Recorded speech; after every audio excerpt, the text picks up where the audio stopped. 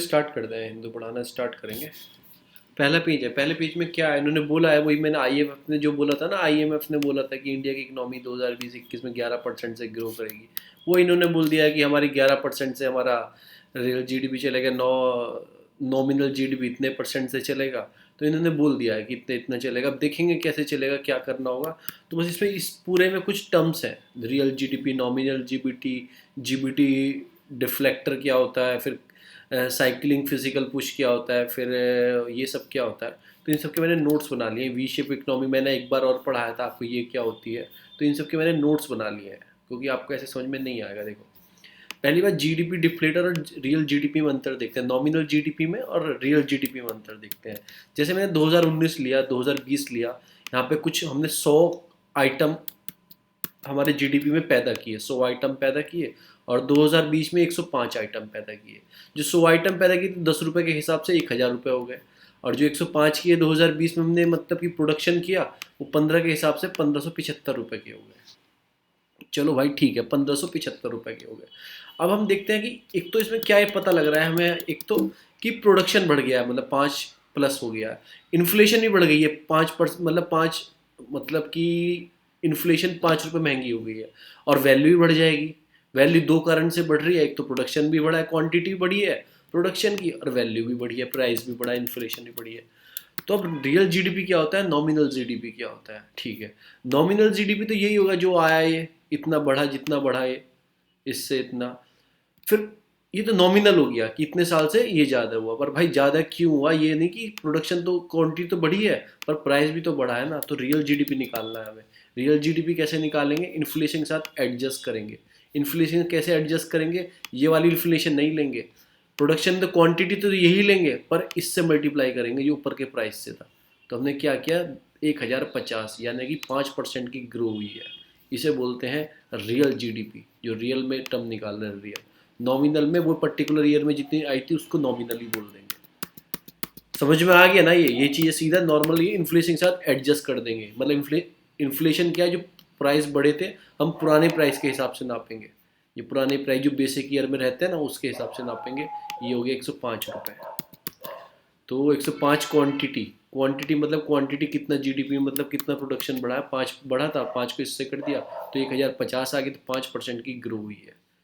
Nominal यही था, real ये आया ढंग से निकल के कितने ग्रो हुई है। ठीक है ना। जीडीपी डिफ्लेक्टर क्या होता है, GDP deflector nominal upon real, यानी कि नॉमिनल कितना था 1000 आपका, 1575, 1575 आपका अपॉन जो हमने निकाला 1050 इंटू 100 कर देंगे इसे। तो ये हो जाएगा, जीरो से जीरो कट जाएगा, मेरे को ये इससे काटते रहना बैठे हुए आराम से। तो ये आ जाएगा जीडीपी डिफ्लेक्टर, कितना डिफ्लेक्ट करके बता रहा है, ये आ जाएगा आपका। अब वी शेप इकोनॉमी क्या होती है, देखो इन्होंने एक ग्राफ दिखाया है इसमें, उस ग्राफ से मैं आपसे समझाता हूँ वी शेप इकोनॉमी क्या होती है। देखो इन्होंने ग्राफ दिखाया है कि जैसी कोविड आया नीचे गई एकदम, और फिर एकदम बढ़नी स्टार्ट हो गई। तो इसे वी शेप मतलब कि एकदम से हमारी गिरी और एकदम से रिकवर होना स्टार्ट हो गई। तो फास्टली गिरती है और फास्टली इंक्रीज होती है। तो वही मैंने इसमें बता रहा, फास्टली गिरी हमारी इकोनॉमी और फास्टली इंक्रीज होगी। देखो फास्टली गिरेगी, फास्टली इंक्रीज, तो वी शेप हो गई। और यू शेप क्या होती है, यू शेप क्या होती है कि हल्की हल्की गिरी और हल्की हल्की उठेगी। और एल शेप एकदम से गिरी पर उठी नहीं, इकोनॉमी से एल शेप बोलते हैं कि एकदम से गिर तो गई इकोनॉमी हमारी नीचे को आके, पर फिर उठी नहीं, फिर बस वहीं नीचे गिरी गिरी चलती रही। इसे बोलते हैं एल शेप। जेड शेप भी होता है, पर ये तीन इंपॉर्टेंट है, डायरेक्टली पूछ रहा है। वी शेप में एकदम गिरेगी, एकदम उठेगी। यू शेप में एक हल्की हल्की गिरेगी, हल्की हल्की उठेगी। और एल शेप में एक बार गिर जाएगी तो कभी नहीं उठेगी, वहीं से नीचे पड़ी रहेगी। तो ये सारी इकोनॉमी ये होती है।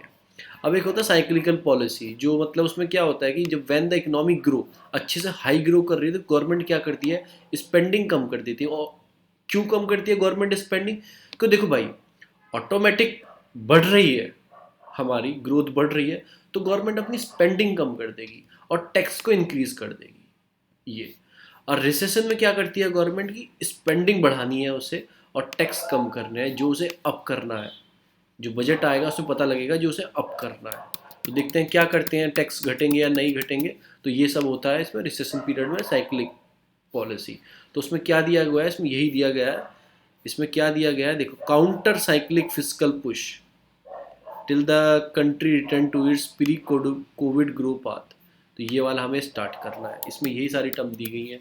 वी शेप बता दिया, फिर मैंने रियल बता दिया आपको, रियल बता दिया, ठीक है ना, फिर नॉमिनल बता दिया, वी शेप रिकवरी बता दिया, फिर इन्होंने एक टर्म और दिया देखो, टर्म क्या दिया, जो हेल्थ इंफ्रास्ट्रक्चर था हमारा, वो एजाइल था। एजाइल मतलब कि उसे डेवलप किया गया, मस्ट बी एजाइल, एजाइल होना चाहिए। जो अब हमने उसमें इन्वेस्टमेंट किया है ना, उसे एक तरह से पेंडेमिक टाइम के लिए हमने हैंडल करने के लिए बना दिया है कि बेड दे दिए हैं। कुछ ऐसे हॉस्पिटल थे, मेरा भाई जिस हॉस्पिटल में है, गवर्नमेंट हॉस्पिटल है, गवर्नमेंट वो हॉस्पिटल है, उस हॉस्पिटल में इतने बेड की शॉर्टेज थी जितने उसकी मतलब कि डेली की ओपीडी है, इतना शॉर्टेज थी।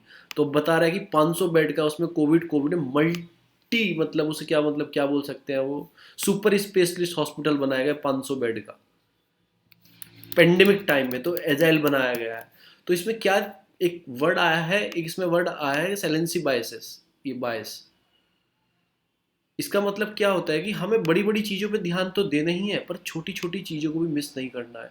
इसका मतलब यही है, देखो उसमें लिखा भी है, it is self health care policy must not become be holden to saliency bias when the policy overweight a recent phenomena. मतलब कि हम इसमें यही इस टर्म का मतलब सर्च कर लें, यही मतलब है कि बड़ी बड़ी चीज़ों पे तो हमारी गवर्नमेंट ध्यान देती है, पर कुछ छोटी छोटी इतनी इंपॉर्टेंट चीज़ होती हैं उसको भी नहीं छोड़ना है। और हमें हेल्थ सेक्टर को ऐसे ही ग्रो करवाना है कि इस पेंडेमिक से हमें सीख मिली है, कोई आने वाले फ्यूचर में कोई प्रॉब्लम आए तो हम उसे ईजिली हैंडल कर सकें। यही इसमें बोला गया है। Health infra must be agile, agile होना चाहिए फिर, ठीक है ना। फिर ये केस स्टडी के लिए आ सकता है, सेम सेक्स, जो सेम सेक्स कपल्स हैं, मतलब उसमें क्या हुआ सहारनपुर में, ये आगे आएगा। सहारनपुर में 2 लड़की अपने साथ रहती थी, उन्हें सेम सेक्स कपल थे वो, और उन्हें शादी वादी कर ली थी, भाई उनका है, तो उन्हें प्रोटेक्शन के लिए बोला गया है कि उनके घर वाले उनके खिलाफ थे। तो ये आपका केस स्टडी में कोई आपको लिखने के लिए आया है ऐसा इक्वलिटी उक्वलिटी के ऊपर, तो उसमें आप लिख सकते हैं, एज एग्जाम्पल डाल सकते हैं कि ऐसा ऐसा केस था एक, ठीक है। आगे चलते हैं। अब इसमें क्या हुआ है, एक चीज़ और आई, गवर्नमेंट ने टाइटन कर दिए हैं, जो एनजीओ जो फंडिंग लेते हैं ना विदेशों से, उनको एफसीआर जो फॉरेन कंट्रीब्यूशन रेगुलेशन एक्ट जो है उसे टाइट कर दिया है, और टाइट कर दिया है। टाइट क्या कर दिया गया वो मैं आपको पढ़ाता हूँ, मैंने नोट्स में बनाया, ये बेसिक का टर्म है, ठीक है।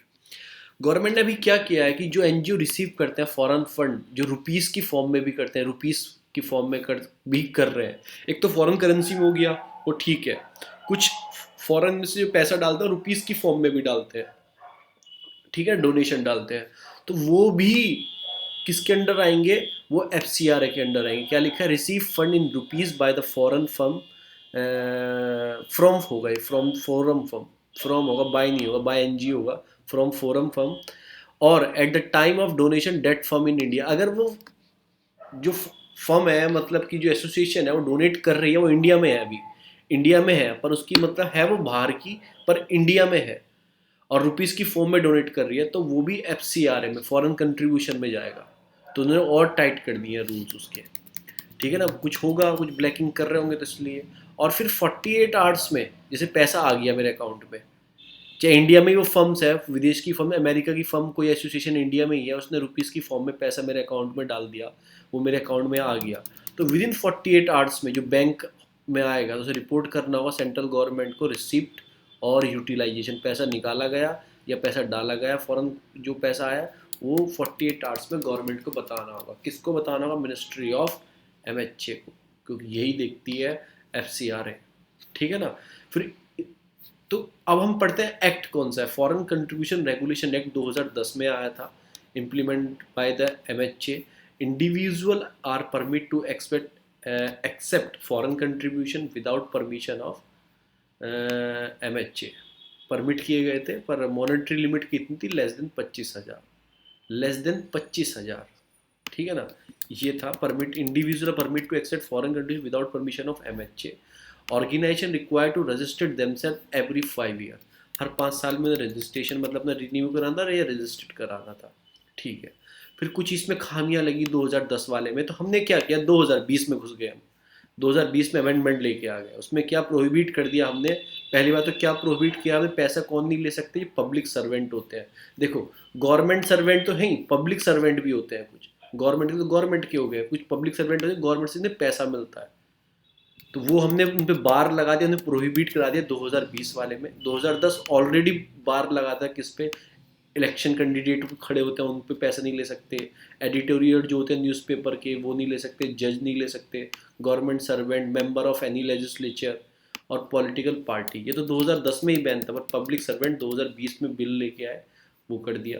फिर 2020 में हमने मैंडेटरी कर दिया, आधार मैंडेटरी कर दिया। ऑफिस होते हैं ना, जैसे मैंने अपना ऑफिस खोला है, एसोसिएशन एनजीओ बनाया मैंने, उसमें 15 कर्मचारी रखे, तो हमने 15 की सैलरी भी दूंगा, मैं खर्चा करूंगा, तो उनको मैंडेट कर दिया कि सबका आधार कार्ड एमएचए पर रजिस्टर्ड होना चाहिए, कि आपका एनजीओ है उनका आधार कार्ड रजिस्टर्ड होना चाहिए। तो ऐसा कर दिया। तो क्या करते थे वो, घपला करते थे कैसे, वो 1000 कर्मचारी दिखा देंगे ऑफिस में कि 500 आदमी काम कर रहे हैं मेरे ऑफिस में, पूरे एनजीओ में ऑल ओवर इंडिया, ठीक है, चाहे एक ही आदमी हो, तो उसमें एक्सपेंस दिखा देते थे वो अपने, कि हमारा खर्चा हो गया ये वो। तो उसको लगाम लगाने के लिए गवर्नमेंट ने क्या किया, आधार कार्ड को मैंडेटरी किया, और 20% फंड जो आएगा ना, वो एडमिनिस्ट्रेशन एक्सपेंस कर सकते हो। जैसे 100 रुपये आए फॉरेन फंड से, ठीक है ना, उसका बस 20% ही आप एक्सपेंस, मतलब एडमिनिस्ट्रेशन एक्सपेंस में यूज़ कर सकते हो। फॉरेन नहीं, पूरा जो ऑल ओवर फंड है ना आपके पास 100 रुपये का, उसमें से 20 रुपये ही यूज़ कर सकते हो एडमिनिस्ट्रेशन एक्सपेंसिव, जो आपके एडमिनिस्ट्रेशन चलाने के लिए हो। 2010 बोलता था 50%, पर 2020 ने बोला एक तो आधार कार्ड मैंडेटरी कर दिया, ऊपर के बाद 50% ही यूज़ कर सकते हो। 2020 में और क्या किया गया, जो जितना फंड आएगा ना फॉरेन से, वो एसबीआई की ब्रांच में जाएगा, जो न्यू दिल्ली ब्रांच है एसबीआई की, उसमें जाएगा। तो ये उन्होंने रिस्ट्रिक्शन कर दिया, एक रिस्ट्रिक्शन और ऐड कर दिया ये वाला, कि कोई भी फर्म है इंडिया में है वो चाहे बाहर में, और रुपीज़ की फॉर्म में पैसा दे रही है तो एफसीआरए में काउंट होगा। 48 आवर्स में आपको बताना पड़ेगा वो पैसा आने के बाद या निकलने के बाद। ये सारा इसमें बताया गया। आगे चलते हैं, मतलब ये अपने कॉमेडी ने अपने कुणाल कर्मा, इन पे कंटेम ऑफ कोर्ट का केस स्टार्ट होने वाला है सुमोटो से। तो ये आप पढ़ लेना, आपको पढ़ना है थोड़ा। उन्होंने बोला है कि joke need to defence stand up comedian, ये स्टैंड अप कॉमेडियन है। मैं तो देखता नहीं हूँ, पता नहीं क्यों लोग हंसते हैं स्टैंड अप कॉमेडियन को देखते हैं। लास्ट ईयर भी हुआ था इसके साथ कुछ हाँ प्लेन ये में चलता रहता है, पता नहीं ये हिंदू का क्यों फेवरेट है, हिंदू इसको ही छापता है। ठीक है आगे चलते हैं। फिर फार्मर है, ये फार्मर ही हैं। फिर ये आपकी रिट्रीटिंग, ये रिट्रीट वाली वो चल रही है, ये राष्ट्रपति भवन के साइड में होती है, बैंड बैंड ऑनलाइन दिख लेना, देखना हो तो ये सारा चीज़ है। अब इसमें एक मैं आपको न्यूज़ बताता हूँ, मतलब इसमें पढ़ने के लिए क्या इंपॉर्टेंट था। एक तो एनिमल वेलफेयर बोर्ड था, चलो मैं आज नहीं पढ़ा रहा, क्योंकि बहुत सारी चीज़ों से लिंक है ये बोर्ड। ये इसके लिए मुझे पूरा वो इन्वायरमेंट की सारी बॉडी पढ़ानी पड़ेंगी, ये आपस में लिंक है, वो एक साथ ही कवर करूँगा। सेंट्रल जू अथॉरिटी है, फिर बोटेनिकल जू अथॉरिटी है, बहुत सारी अथॉरिटी हैं, फिर वो एक साथ ही पढ़ानी पड़ेंगी, वरना वो कन्फ्यूज़न क्रिएट करती हैं, ये किस में है, ये किस में है, फिर प्राइम मिनिस्टर में कौन सी आती है, टाइगर रिजर्व अथॉरिटी किस में आती है, तो सब चीज़ कन्फ्यूज़न क्रिएट करेंगी फिर वो।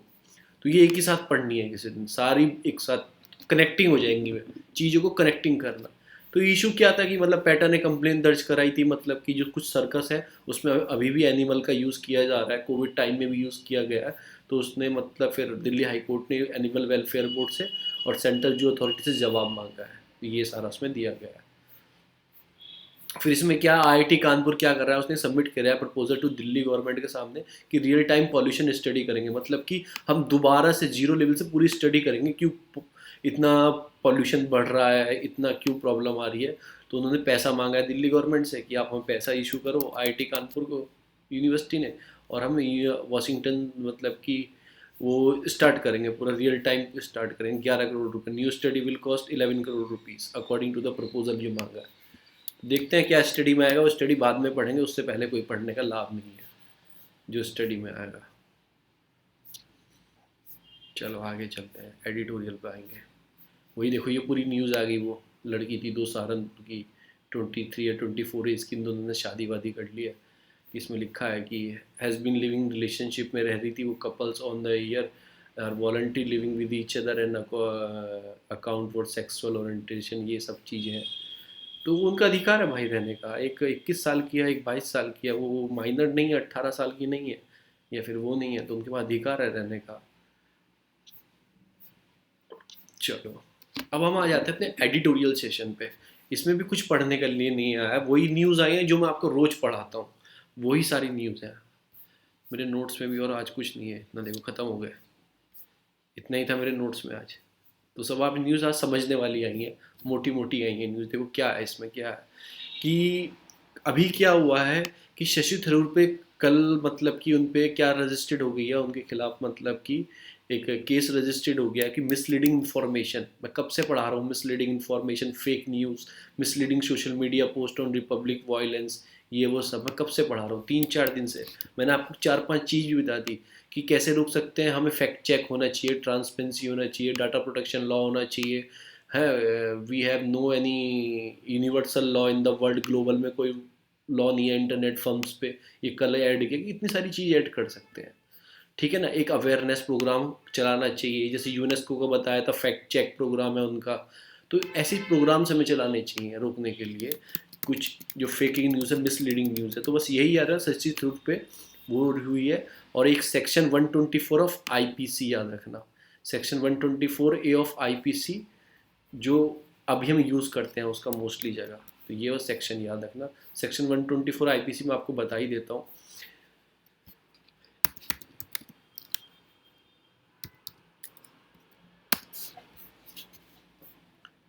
इंडियन पेनल कोड का है,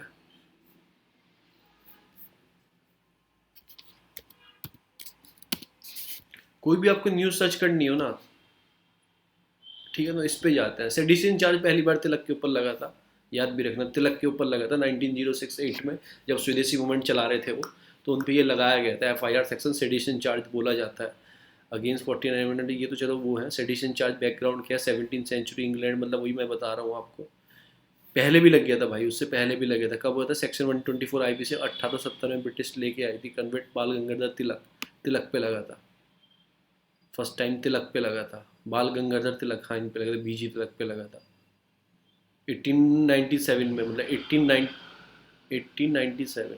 ओके, ये उसके रिगार्डिंग भी था, वो सेंसरशिप के रिगार्डिंग था ना। हाँ वो सेंसरशिप का उन्होंने वो क्या करा था पत्रिका में, वो जो उस टाइम पे क्या हुआ था, वो आपका मुजफ्फर वाला कांड हुआ था, वो मार दिए गए थे वो कांड हुआ था, मतलब तो उसमें क्या हुआ था, वो इसमें लिखा है ना सेडिशन, मतलब तो उन्होंने अपने उसमें न्यूज़पेपर में उल्टा सीधा छाप दिया था इनके खिलाफ, तो इन्हें गिरफ्तार कर लिया गया था। बाल गंगाधर तिलक, बीजी तिलक, तिलक की दो थी ना, मराठा और केसरी, मराठा और केसरी पत्रिका थी ना, उसमें उन्होंने छापा था। तो ये सेडिशन चार्ज होता है 124, तो ये आप याद रखना थोड़ा सा इस चीज़ के बारे में, क्या होता है 124 सेडिशन चार्ज। तो इसमें यही दिखाया गया है कि मैंने आपको बता ही दिया, आप लिख सकते हो। कल बजट सेशन हुआ तो मोशन ऑफ मैंने थैंक्स, एक पिक शेयर किया देखना अभी अपने ग्रुप में, वही था मतलब उसका। अभी देखते हैं, लो सर, ये अपने स्पेक्ट्रम में ही था। 124 से आईपीसी, हाँ स्पेक्ट्रम का ही है, चलो बाहर निकाल के लाते हैं इसे, खोल के देखते हैं कि 124 IPC Indian penal code was the given to trying to disaffection against the British government, वही है ना सारा कुछ। वो पहले अपने लिए यूज़ करते, तब सरकार अपने लिए यूज़ करती है, सेम प्रोसीजर हो गया ना। वो पहले ब्रिटिश अपने बचाने के लिए यूज़ करते थे, सरकार अपने को किसी के ऊपर रख देती है। For life in prison to 3 years ये वो माइंडेड जर्नलिस्ट इन्वॉल्विंग क्लेवर। तो मैंने बताया दो पत्रिका थी, कौन सी थी, एक मराठा थी, मराठा और एक केसरी। एक केसरी। केसरी को लिखा जाता था मराठी में, और मराठा को शायद इंग्लिश में पब्लिश किया जाता था। तो उनमें उन्होंने उल्टा सीधा छाप दिया था, उस अलीपुर कॉन्स्पिरेसी हुई थी, Alipur conspiracy I think so, तो उसके ऊपर मतलब कि ऐसे ऐसे, तो उनके ऊपर फिर गिरफ्तार कर लिया गया था, बीजी तिलक के ऊपर लगा था सेडिशन चार्ज फर्स्ट टाइम। तो ऐसे आप याद रखोगे। हम आ जाते हैं अपने बैकग्राउंड पे। तो इसमें ये कल क्या था कि मोशन ऑफ थैंक्स था, 20 पार्टी ने, अपोजिशन पार्टी ने उसे बाइकआउट कर दिया, ये सब किसानों की वजह से और भी वजह से। तो फिर आपको इसमें क्या करना है, जाके आपको चैप्टर पढ़ लेना है, जॉइंट सीटिंग क्या होती है। हर उससे पहले प्रेसिडेंट एड्रेस करते हैं कोई भी सेशन से, 3 सेशन होते हैं हमारे इंडिया में, एक होता है बजट सेशन होता है, फिर आपका मानसून सेशन आएगा, विंटर सेशन आएगा, 3 होते हैं। और ऐसा कॉन्स्टिट्यूशन में लिखा गया है किसी भी 2 सेशन के बीच में 6 महीने से ज़्यादा गैप नहीं होना चाहिए। जॉइंट सेशन कौन लेता है, जॉइंट सेशन कब होता है, कौन कौन से बिल में जॉइंट सीटिंग कर सकते हैं, वो पढ़ लेना। फिर मोशन ऑफ थैंक्स क्या होता है, कि कल दिया गया था, तो इसके लिए आपको जाके पार्लियामेंट का चैप्टर पढ़ना होगा। थैंक्स हमेशा जॉइंट सीटिंग के बाद होगा ना। जी, जॉइंट सीटिंग के बाद होगा ना मोशन ऑफ थैंक्स, मतलब हाँ कि अभी क्या या है, फिर अभी क्या है, हर सेशन से पहले प्रेसिडेंट एड्रेस करते हैं उसे, उसके बाद मोशन ऑफ थैंक्स दिया जाता है, वो जॉइंट सेशन चल रही है, मोशन ऑफ थैंक्स दिया जाता है कि हम धन्यवाद करते हैं हमारे महामहिम राष्ट्रपति का, ठीक है ना, कि उन्होंने हमें अभिवादन दिया, टाइम दिया। तो मोशन ऑफ थैंक्स किया जाता है। एक तरह से कहा जाता है कि अगर मोशन ऑफ थैंक्स पास नहीं हो पाता ना, तो एक तरह से गवर्नमेंट को बोला जाता है कि it is not in majority, ऐसे भी कहा गया है। तो इसके लिए आपको पार्लियामेंट सेशन पढ़ना है, एक जॉइंट सेशन कौन कौन एक्ट के लिए हो सकता है, कौन कौन से मतलब कॉन्स्टिट्यूशन बिल के लिए या फिर कौन से बिल के लिए हो सकता है जॉइंट सेशन, वो आपको पढ़ना है। ऑर्डिनरी बिल के लिए तो जाके पढ़ना है आपको पार्लियामेंट चैप्टर। तो ये हो गया अपना ये। अब इसमें आ जाते हैं, हमने ये वाला आर्टिकल, हमने ये दोनों हमने पढ़ ली, ये पढ़ लिया, ये पढ़ लिया। अब मेन आर्टिकल पे आ जाते हैं। मेन आर्टिकल ही वही पुराने पूरे साल की बात इन्होंने एक साथ कर दी है, क्योंकि ये तो आपको नाम आती मनमोहन सिंह का, समझिए किस चीज़ से बात करेंगे। पीवी चिदम्बरम दोनों अपने वित्त मंत्री रहे हैं, पीवी चिदम्बरम और अपने मनमोहन सिंह, तो किस चीज़ से, इकोनॉमी से बात करेंगे। तो ये सीधी सीधी बात बोलते हैं, मैं 3 दिन से गा रहा हूँ इन इक्वलिटी, 3 दिन से गा रहा हूँ कि मतलब कि आपको क्या करना है कि वर्क फोर्स मतलब जो हमारे लेबर को डिस्ट्रेस में उसको बढ़ाना है। आरबीआई ने क्या किया पूरे पेंडेमिक टाइम में, जो पैसा दिया ढंग से वो इनएडिक्वेट मैनर में दिया, वो नहीं था।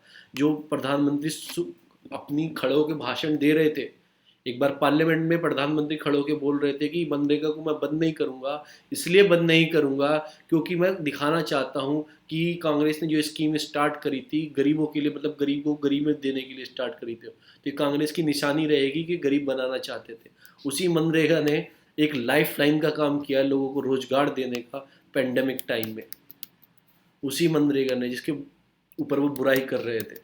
तो उसी मनरेगा ये बताया, इस आर्टिकल मैंने नहीं बोला, इस आर्टिकल ने बोला ऐसा, ठीक है ना। इनएडुकेट है, मनरेगा ने कितनी हेल्प की, ठीक है ना। तो जो आपने किया कि वी शेप आप इकोनॉमी बता रहे हो हमारे रिकवर हो रही है, वो बस पेपर पेपर में हो रही है, रियल में नहीं हो रही है। देखो जीडीपी बढ़ना, जीडीपी बढ़ने का मतलब ये नहीं है कि आप इनइक्वलिटी को कवर कर रहे हो। जीडीपी क्या बोलता है, जीडीपी बोलता है कि आप आपकी ओवरऑल इकोनॉमी बढ़ रही है। जीडीपी का मतलब पता है किसी को? ऑल रिच एक्सेट्स का सम होता है ना। हाँ, जीडीपी क्या होता है, जैसे ये हमारा प्यारा मेरा भारत है, जो भी of goods and gross, services produced हाँ हाँ हाँ, तो उसका मतलब ये होता है कि जो इस भारत की बाउंड्री के अंदर प्रोडक्शन होगा, ग्रोस डोमेस्टिक प्रोडक्ट, जो भी इस भारत की बाउंड्री के अंदर प्रोडक्शन होगा वो जीडीपी में काउंट होगा। अनटिल अनलेस चाहे वो कोई फॉरेन कंपनी बनाए या इंडियन कंपनी बनाए या एप्पल ने कुछ बनाया, बस इसके अंदर होगा तो जीडीपी में काउंट होगा, जीडीपी में and within financial year. हाँ, विद इन फाइनेंशियल ईयर, तो वो जीडीपी होती है। अगर जीडीपी बढ़ रही है तो इसका मतलब ये नहीं है कि हमारी इनइक्वलिटी, लोगों को रोजगार मिल रहा है, नहीं। मैंने बताया ना आपको, जितना हमारे लेबर इनकम मतलब जो अपनी स्किल लेबर है, छोटे मोटे लोग हैं, वो 3 साल में कमा पाते हैं उतना बड़े बड़े बिजनेसमैन 1 सेकंड में कमाते हैं। तो ये अंतर मैंने आपको बताया। जीडीपी तो 1% आदमी भी बढ़ा सकते हैं ग्रोथ करके, तो उससे ये मतलब नहीं है कि हमारे सबको नौकरी मिल गई जीडीपी बढ़ रहा है। तो उन्होंने यही बोला है कि वी शेप रिकवरी हो रही है हमारी, इसका मतलब ये नहीं है कि हम अच्छी उस पर जा रहे हैं, हमारे इनइक्वलिटी कम हो रही है, हमारे पास लेबर को काम मिल रहा है, ये चीज़ नहीं है कि रियल में नहीं नाप रहे हैं। फिर यही सब उन्होंने बोला कि economic disparity between the rich and poor is most nation, ये बहुत डिस्पेरिटी, बहुत बड़ा गैप है रिच और पुअर में इंडिया में। एक रिपोर्ट भी आई थी, वो मैंने एक रिपोर्ट बताई थी ऑक्सफोम की, इनइक्वलिटी वायरस नाम है उसमें, इनइक्वलिटी वायरस। और दूसरी एक रिपोर्ट और आई थी उसमें, जब पुअर को बताया गया था 1% इंडियन जो रिचर है उनके पास 80% के आसपास है, और जो 99% का 20% के पास पैसा है। उस रिपोर्ट का नाम लेके आना, शायद वो उसकी थी, क्या नाम, फोक, वो अपनी कौन सी मैगजीन आती है रिचेस की बताती है वो, फोर्ब्स। हाँ वो उसकी थी या फिर इंडियन कोई थी, उन मैगजीन के हिसाब से उसकी थी, शायद उसी की थी वो, फोर्ब्स की जो मैगजीन आती है। तो यही इन्होंने बताया पूरे में, यही मैं रोज़ बता रहा हूँ आपको कि क्या करना चाहिए गवर्नमेंट को, क्या करना चाहिए कि ग्रोथ को ध्यान देना चाहिए, स्पेंडिंग बढ़ानी चाहिए गवर्नमेंट को, और गवर्नमेंट को ये नहीं कि इनइक्वलिटी पे ध्यान देना चाहिए, ठीक है। दूसरी बात वर्क फोर्स पे ध्यान देना चाहिए, ठीक है ना। ये सब कुछ मैं आपको कई दिन से बता रहा हूँ, यही इन्होंने बताया। और क्या हुआ रियल टाइम में, अभी क्या हुआ, थ्रेटन किया है कि कंज्यूमर प्राइस इन्फ्लेशन बहुत बढ़ गई है। कंज्यूमर प्राइस इन्फ्लेशन, सीपीआई, मतलब कि जो हम कंज्यूम कर रहे हैं चीज़ों को, बहुत महंगी हो गई हैं।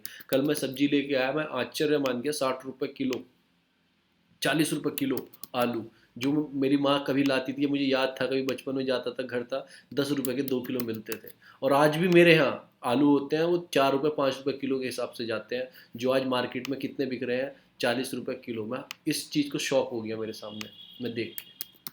तो ये क्या होता है, कंज्यूमर प्राइस इन्फ्लेशन होता है, कंज्यूमर प्राइस इन्फ्लेशन होता है। तो इसके लिए क्या करना चाहिए और क्या कर रहे हैं हम, टाइट कर, और हमने क्या किया, और उल्टा टाइट किया मॉनेटरी पॉलिसी को, और उसके हमें क्या इफेक्ट मिला। चलो ठीक है, टाइट क्यों किया कि इन्फ्लेशन बहुत थी, राइज कर रही थी, पर हमने ग्रोथ का ध्यान नहीं दिया, ग्रोथ को हम भूल गए, आगे ग्रोथ को हमने ग्रोथ को साइड कर दिया। तो हमें कोई ऐसी पॉलिसी लेके आनी चाहिए थी ग्रोथ पे भी अच्छा काम करे और इन्फ्लेशन पे अच्छा काम करे। जो मैंने आपको कल क्या बताया था, 3-4 पॉलिसी बताई थी मैंने आपको, एकोमोडेटिव स्ट्रेंथ बताया था मैंने आपको, ये सब बताया था। तो अभी एकोमोडेटिव स्ट्रेंथ पे काम कर रहे हैं कि हमें क्या करना है, ग्रोथ पे ध्यान देना है। ग्रोथ अगर गिर गई तो बहुत नुकसान हो जाएगा, इनक्वालिटी ऑलरेडी बहुत बढ़ चुकी है, और इन्फ्लेशन चलो हम बाद में करेंगे, उसके लिए ऑपरेशन ट्विस्ट से हम कंट्रोल कर लेंगे। ये सब उन्होंने बताया था कल। Connecting of the news, one of the main thing is the connecting of the thing. फिर वही सब इन्होंने बता दिया कि मिलियंस ऑफ हाई लोअर, मतलब कि जो हमारे हायर लो इसके लेवल है उन्हें भी जॉब मिलनी चाहिए, उन्हें भी वेजेस मिलना चाहिए। 12 मिलियन एडल्ट ड्रॉप, मतलब जो 12 मिलियन जो एडल्ट, मतलब एडल्ट है, यंग है, वो इंडियन ड्रॉप आउट कर रहे हैं लेबर फोर्स से। आपको पता है लेबर फोर्स क्या होती है, वर्क फोर्स क्या होती है? चलो वो हम मैं आपको बता दूंगा, अभी बताऊँ मैं अभी आपको? 1 मिनट लगेगी यार, उसके लिए मुझे एक फाइल निकालनी, बताना है। बता दो, 1 मिनट ही लगेगी तो फिर तो। वो यार वो नोट्स लाने पड़ेंगे ना मुझे उठा के, क्योंकि उसी में 1 मिनट लगेगी। चलो बता रहा हूँ तो यार,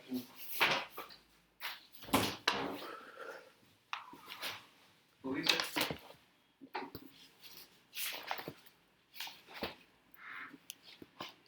1 मिनट लगेगी भाई।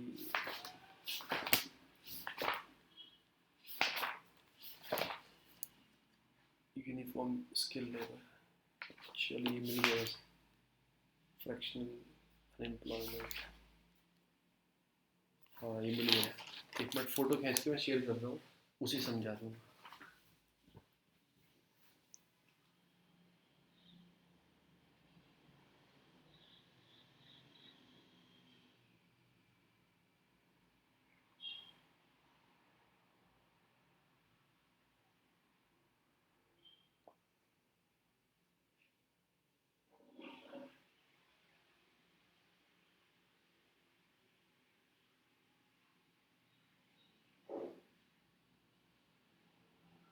एक ग्रुप में फोटो डाला है मैंने, वो निकाल रहा हूँ बाहर में।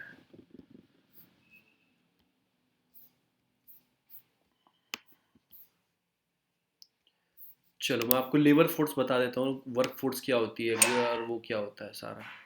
आपको फोटो दिख रहा है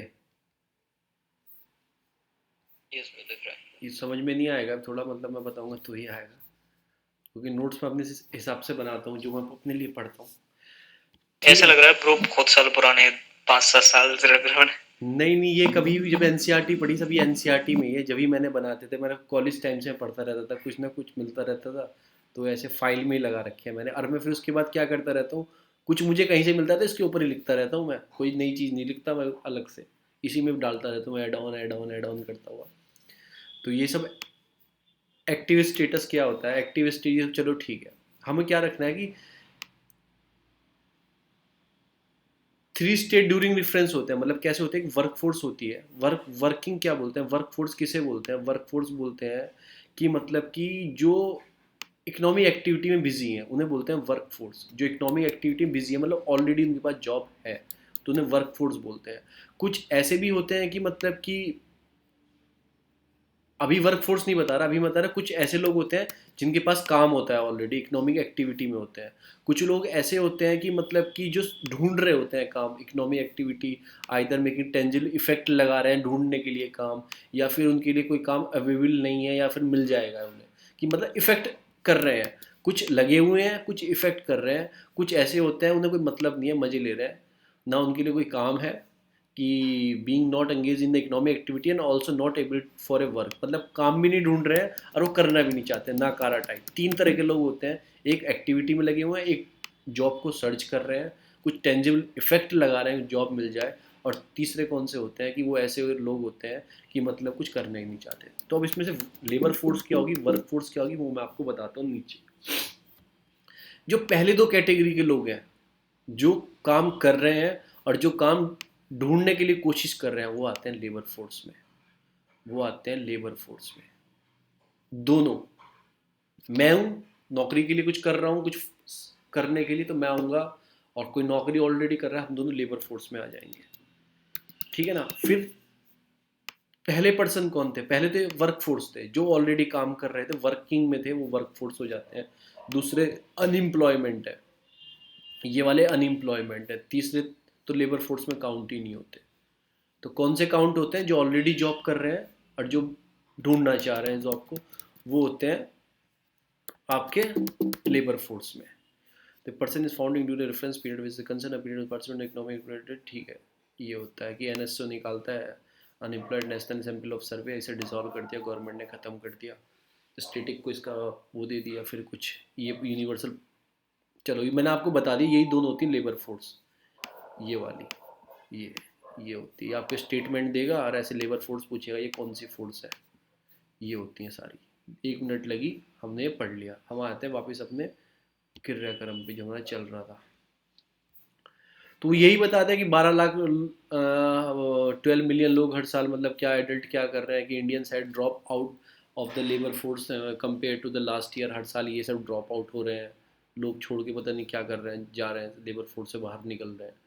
फिर वही इन्होंने आगे क्या बताया कि गवर्नमेंट को क्या करना चाहिए था, उल्टा गवर्नमेंट ने क्या किया कि कंपनसेशन जीएसटी का कम कर दिया, स्टेट पर बर्डन बढ़ा दिया। जो कंपनसेशन हम जीएसटी का दे रहे थे वो हमने हटा दिया, मैंने आपको कल ही पढ़ाया था ये चीज़, तो वो हटा दिया हमने। उल्टा हमें उन्हें देना चाहिए थे कंपनसेशन, हमें ये कर दिया। एग्रीकल्चर हमारा इतना राइज करा, मैंने आपको 3 सेक्टर बताए थे ना जो राइज किए थे, एक एग्रीकल्चर, कोल और इलेक्ट्रिसिटी।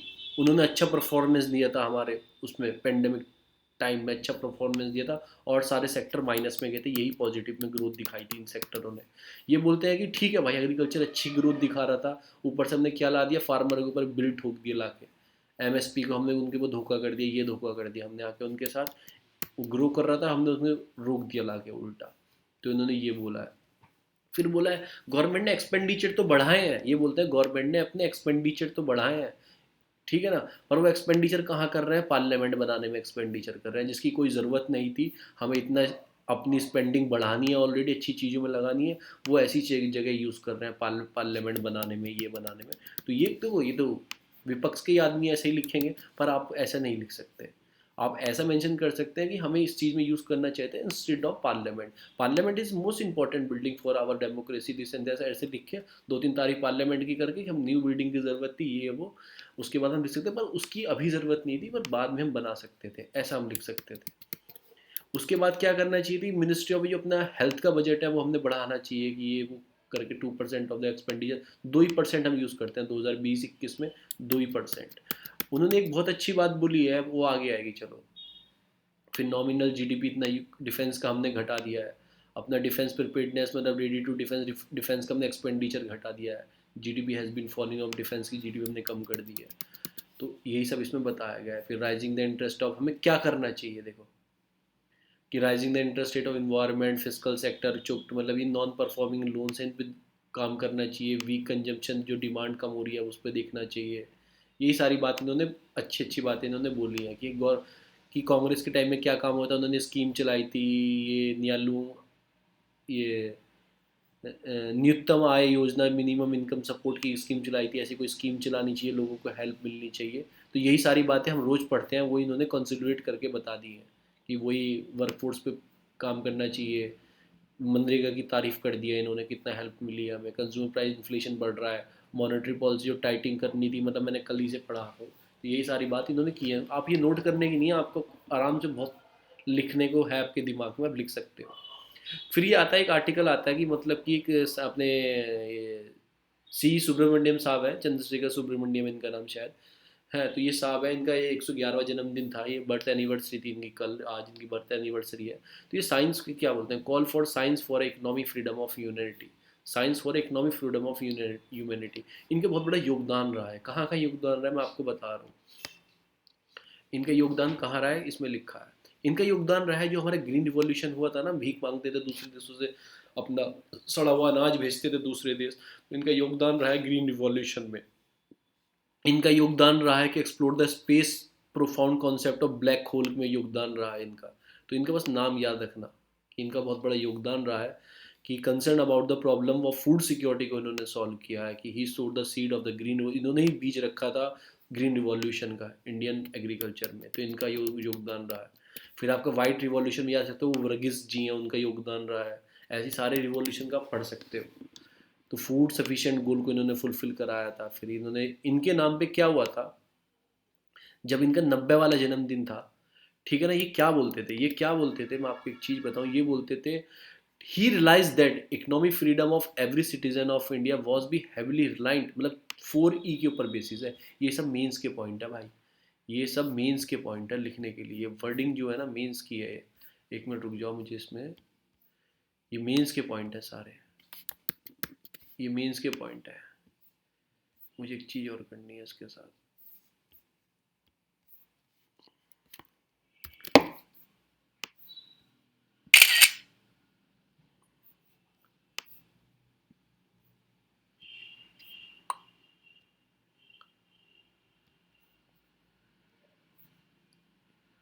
ये जाके आप एक बार पढ़ लेना, बहुत इंपॉर्टेंट पॉइंट है। उन्होंने क्या बोला है कि 4E के ऊपर बेस है। 4E क्या है, education, environment, economy and empower of the farmer. कितनी अच्छी बात बोली है। इन 3E के ऊपर ही पूरी सिस्टम बेस है, पूरा डेवलपमेंट इन 4E के ऊपर है।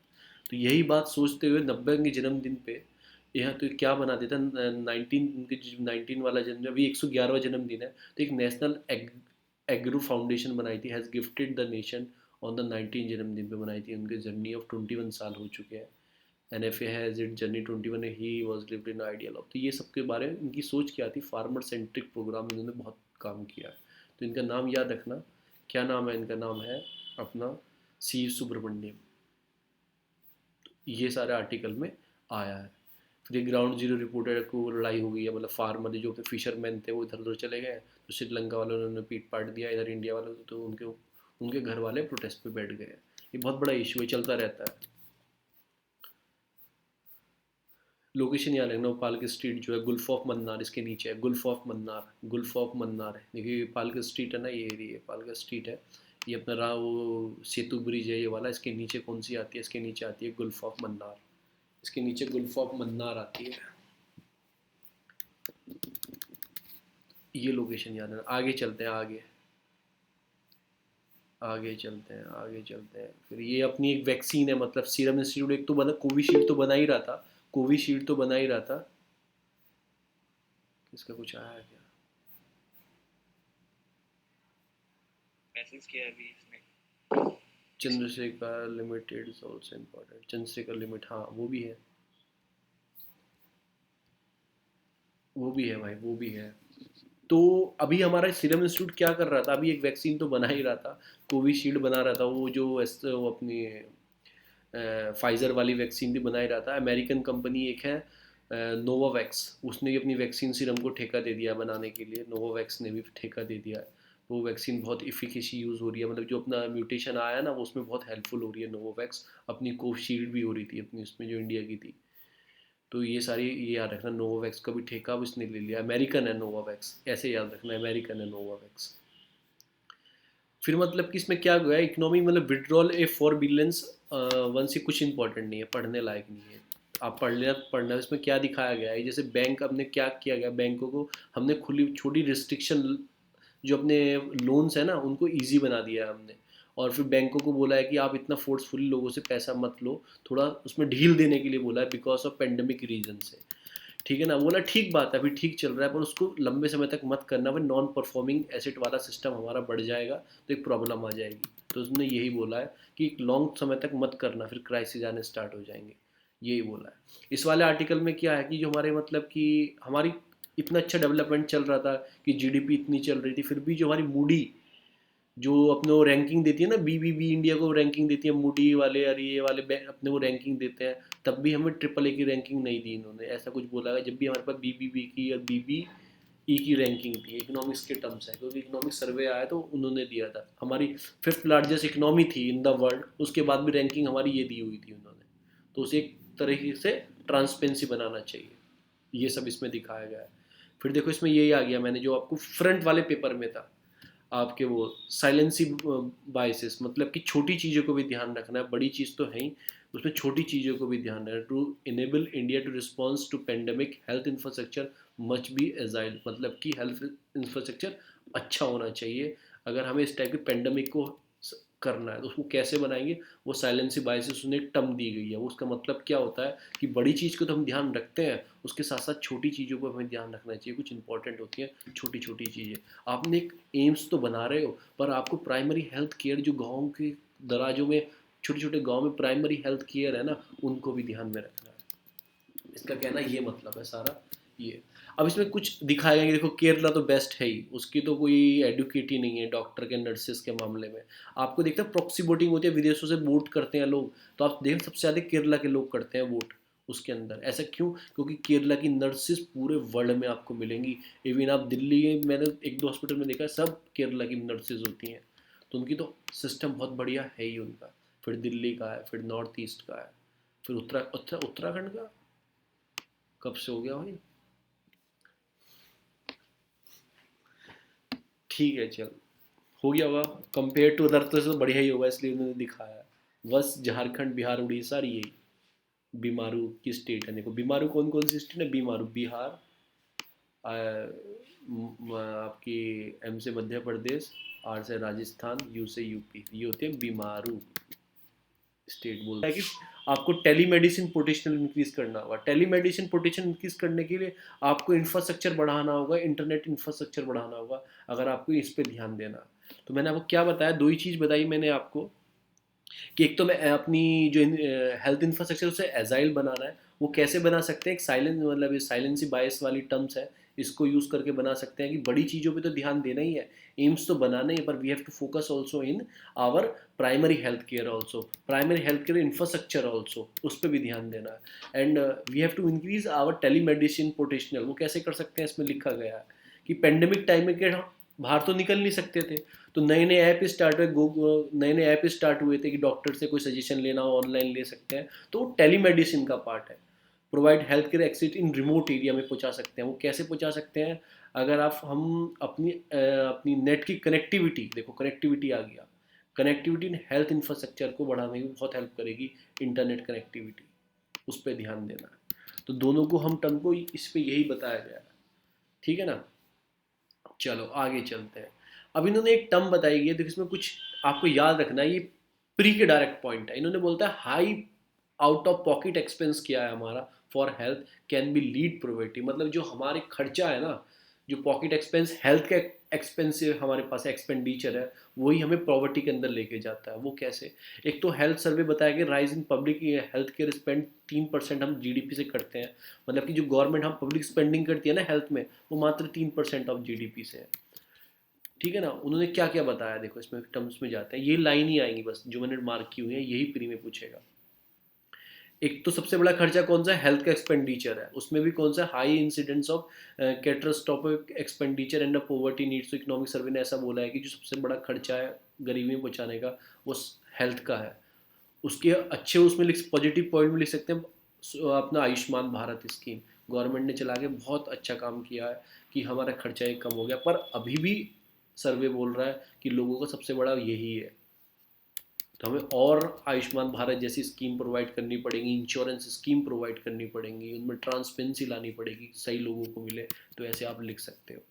उसके बाद क्या बोलते हैं, कौन कौन सी है हेल्थ में भी, कौन कौन सी non communicable disease, communicable disease, उसमें भी कौन सी। बोलता है कि इंडिया में 65% of death in India are now cause by the non communicable disease. Non communicable disease मतलब हार्ट अटैक, वो कम्युनिकेबल नहीं हो सकता ना, एक से दूसरे में नहीं जा सकता ना। ये आपका कोरोना कोविड-19 कम्युनिकेबल है, एक पर्सन से दूसरे पर्सन में आ सकता है, पर मर ज़्यादा किससे रहे हैं, आपको मर रहे हैं नॉन कम्युनिकेबल डिसीज से मरे हैं लोग।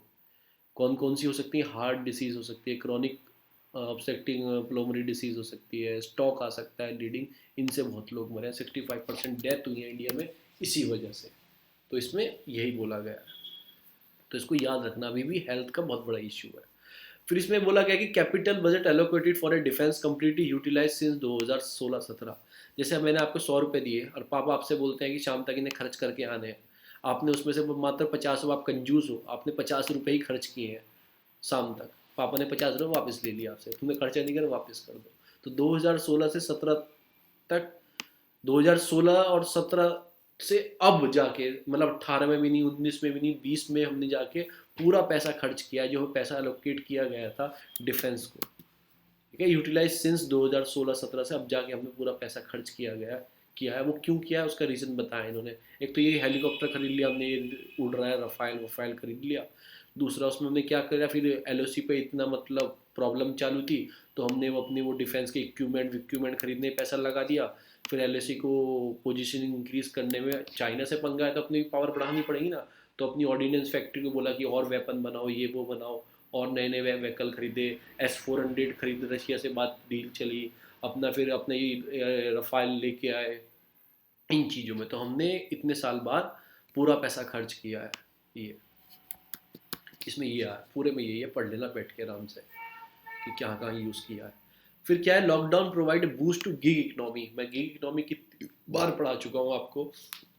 गिग इकोनॉमी क्या होती है कि मतलब वो टेम्परेरी के लिए, वर्क के लिए कोई आदमी लेके आते हो आप, 100 रुपये देते हो, काम कराते हो, काम खत्म, घर चला जाएगा, बस इतना सा होता है गिग इकोनॉमी में, ठीक है ना। बहुत ही इंक्रीज़ हुई है कोविड टाइम पे, ऐसा इन्होंने बोला है। एक चीज़ बता रहा हूँ क्या लिखा है, increase the role of gig economy was the evidence with the significance growth of online retail business. जैसे ऑनलाइन रिटेल बिजनेस थे ना, कि सामान लेके आना, आप फ़ोन करते थे, भैया मुझे दाल ख़त्म हो गई, घर पहुँचा दो, तो उसके लिए मतलब लोगों ने आदमी रखे हुए थे, ऑनलाइन रिटेल सर्विस के लिए आदमी, मतलब ये घर छोड़ के आएगा, ये लेके आएगा, ये सब गिग इकनॉमी वाले वर्कर थे। तो उसकी वजह से कोविड टाइम पे इंक्रीज हुई गिग इकनॉमी, ऐसे याद रखना, ठीक है ना। फिर सिक्योरिटी गार्ड टेम्प्रेरी रख लिए लोगों ने, बढ़ा दिए ये वो सब करने के लिए, कि फिर गवर्नमेंट को चाहिए होते थे, मतलब जैसे ये कोई ऑफिस है, ऑफिस में पहले एक सिक्योरिटी गार्ड बैठता था बाहर, बस उसके लिए फिर एक कोविड टाइम आ गया, तो एक टेम्परेचर नापने के लिए कोई बंदूक लेके खड़ा है टेम्परेचर की, ये नापने के लिए, एक सैनिटाइजेशन के लिए। आपको एक छोटा सा एग्जांपल देता हूँ, अभी दिल्ली आओगे ना, आप मेट्रो में एंट्री करोगे, पहले क्या होता था, सीधे आप सिक्योरिटी गार्ड में जाके वहाँ अपने अपना वो तलाशी वलाशी कराते थे, सीधा जाके अंदर चले जाते थे। अब आप मेट्रो में आओगे, पहले आपको टिक टेम्परेचर नापने वाला होगा, फिर आपका वो सैनिटाइजेशन हाथ में करने वाला होगा, फिर वो आपके लगेज पे सैनिटाइजेशन करेगा, तो 3 आदमी बढ़ गए ना। और वो परमानेंट जॉब वाले थोड़ी हैं, वही है कि जब तक यूटिलाइज करना है, सैनिटाइजेशन करने के लिए उन्हें रखा गया। ये हो गया गिग इकोनॉमी वाले। छोटा सा एग्जाम्पल मैंने रियल टाइम में आपको बता दिया।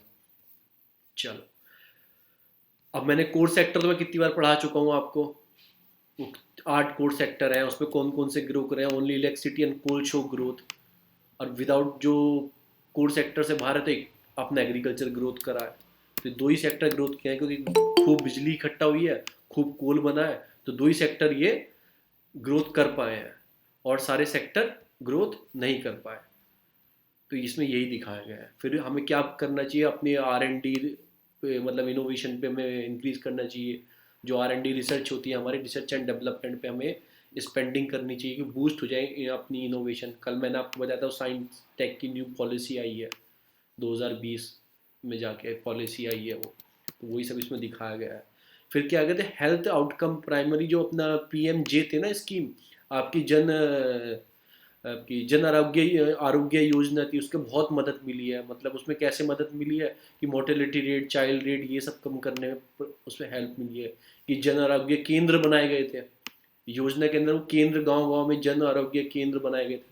देखो ऐसे टेम्परेरी वैन आके खड़ी हो जाती थी, वो आपको दवाई ये वो सब, तो बच्चा पैदा हुआ उसके टीके वीके, जो केंद्र गांव गांव में खोले गए थे, उनको बहुत हेल्प मिली है। किस चीज़ के लिए हेल्प मिली है, वही मोर्टेलिटी रेट कम करने के लिए, मदर को अच्छी तरह वैक्सीनेशन देने के लिए, और हेल्थ पेनिटेशन को बढ़ाने के लिए, ये वो सब। तो उन्होंने, ये इकोनॉमिक सर्वे ने बोला ऐसा, तो आप ऐसा लिख सकते हो। और ऐसा पॉइंट भी डायरेक्ट पूछ सकता है आपसे, किस में पूछ सकता है, प्री में पूछ सकता है।